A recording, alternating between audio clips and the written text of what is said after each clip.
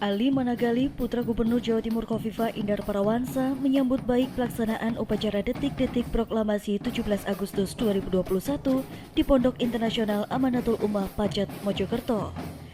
Ali juga memberikan apresiasi kepada Kiai Haji Saifuddin Khalim selaku pengasuh pesantren Amanatul Ummah yang memimpin langsung jalannya upacara. Kegiatan tersebut juga menerapkan protokol kesehatan yang ketat. Menurut Ali Managali, upacara detik-detik proklamasi di Pondok Pesantren Amanatul Ummah dapat menguatkan jiwa patriotisme para santri dalam mendukung penuh negara kesatuan Republik Indonesia. Bagi Ali Managali, santri adalah miniatur umat Islam yang turut andil dalam berjuang merebut kemerdekaan Republik Indonesia. Sejarah membuktikan para santri mempunyai peran penting bersama dengan pejuang lainnya dalam merebut kedaulatan negara Republik Indonesia dari penjajah.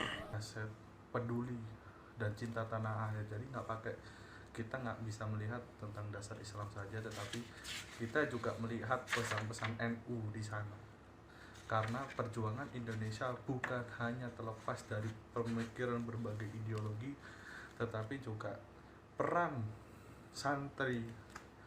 Kita bisa melihat dari laskar santri di Tebu Ireng dan berbagai macam kalangan golongan santri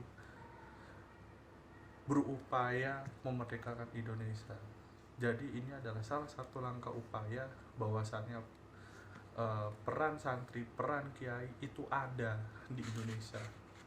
Upacara peringatan HUT ke-76 RI itu juga dimeriahkan marching band siswa-siswi Amanatul Ummah.